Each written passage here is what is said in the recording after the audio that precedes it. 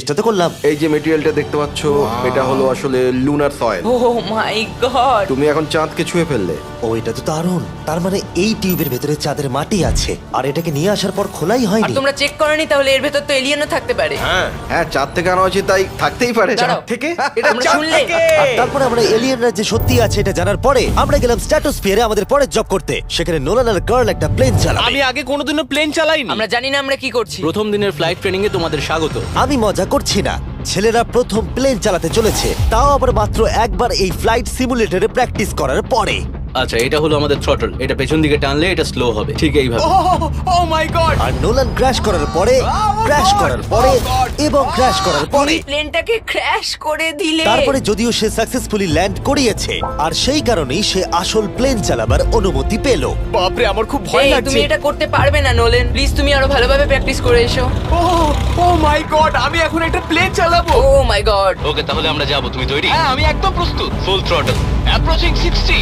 কিছুটা কাঁপছে, কিন্তু তুমি এটাকে জাস্ট টেনে দাও। আমরা টেক অফ করছি। এই তো, খুব ভালো। ও মাই গড, তোমার প্রাণ এখন আমার হাতে। এ সত্যি এই পুরো জিনিসটাকে একা কন্ট্রোল করছে। হ্যাঁ, ও সবকিছু একাই করছে। আচ্ছা, টার্বুলেন্সের জন্য ক্র্যাশ হয় না তো? কি বলি? এটা দেখো, আমি এখন ডান দিকে যাব। চলো। ডান দিকে চলো। ও মাই গড, আমরা হেলে যাচ্ছি। আমার বিশ্বাসই হচ্ছে না এটাকে আমি কন্ট্রোল করছি। হাত ছেড়ে দিয়েছি। এরকম করো না। ও মাই গড। তুমি কি পাগল? আমি তোমাকে মেরে ফেলবো। ঠিক আছে, আমরা ওখানে যাব, তারপর ফিরে এসে ল্যান্ড করব। ও মাই গড, এবার কি হবে? এই একটাই জিনিস যেটা সব মানুষের কাছে বড় চ্যালেঞ্জ। ঠিক আছে, এবার আমি নামছি। আমার মেন্টাল হেলথ এখন একদম ঠিক নেই। এই জায়গাটায় আমি সব সময় সিমুলেটরে ক্র্যাশ হয়ে যাচ্ছিলাম। ও গড! আমরা এখন ওই রানওয়েতে ল্যান্ড করতে চলেছি। ও মাই দাঁড়াও, গড! দেখো আমরা মাটির কত কাছে, তাই না? ধরে রাখো, ধরে রাখো, নিচের দিকে করে সোজা ধরে রাখো। ও মাই গড! সাবধানে থ্রটলের উপর হাতটা রাখো। তোমাকে এটা পেছনে টানার জন্য অপেক্ষা করতে হবে। দীর্ঘ নিঃশ্বাস নাও।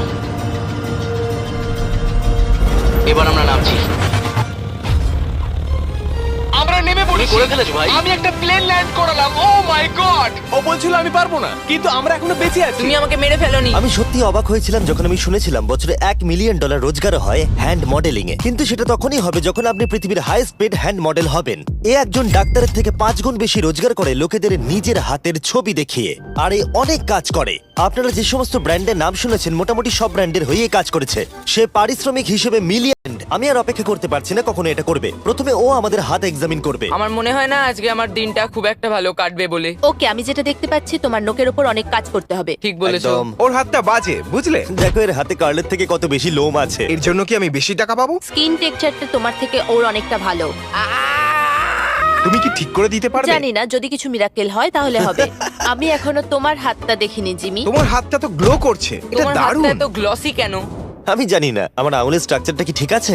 হ্যাঁ, এগুলো তো বেশ ভালো, কিন্তু এখানে একটু সমস্যা আছে, স্কিন সমস্যা আছে, কিন্তু এগুলো ঠিক করা যাবে। আমাদের হাতের উপরে অনেক কাজ করতে হবে, তারপর আমরা শুটের জন্য তৈরি হয়ে যাব, যেটা আমার আর কার্লের জন্য খুবই ইজি ছিল, কিন্তু লেজারের জন্য অতটাও নয়।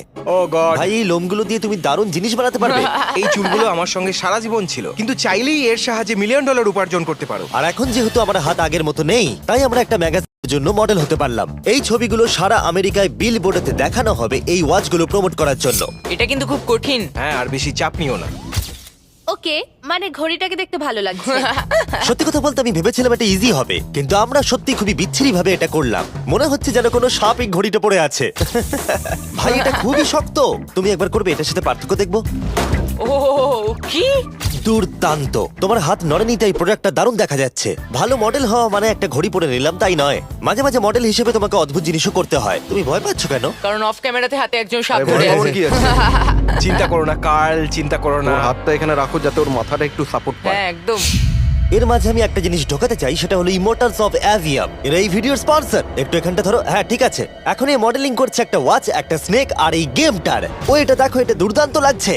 ইমর্টালস অফ অ্যাভিয়াম হলো একটা ফার্স্ট পার্সন ম্যাজিক শুটার, যেখানে তুমি জ্যাক নামের একজন প্লেয়ার হিসেবে এই পৃথিবীকে বাঁচাবে গার্ল। ও কি আমাকে বাঁচাবে? এবার আমি চাই তুমি এই গেমটার এক্সবক্স ভার্সনের মডেল হও, একটা স্করপিয়ন নিয়ে। না ভাই, এই দেখো, তুমি ঠিক এটাকে এইভাবে ধরবে। আচ্ছা এটা হাতে ধরাটা সেফ তো? হ্যাঁ, একদম ঠিক আছে, একদম। নাও নাও নাও, যা বলার বলে দাও, Okay, বলে দাও, আর ও, ফটো তুলে ঠিক নাও। আছে, তুমি এই গেমে ডিফারেন্ট টাইপের 25টা ম্যাজিক স্পেল পাবে আর 80টা ডিফারেন্ট ট্যালেন্টকে আনলক করতে পারবে নিজের ক্যারেক্টারকে কাস্টমাইজ করতে। ইমমর্টালস অফ অ্যাভিয়াম এই ফটোটাকে পছন্দ করবে কার্ল? ইমমর্টালস অফ অ্যাভিয়াম আশা করি পছন্দ হবে। কার্ল, আর কিছুক্ষণ এটাকে ধরে রাখো, তারপরেই আমরা এনএফএল প্লেয়ার্স হয়ে যাব। যারা ইমমর্টালস অফ অ্যাভিয়াম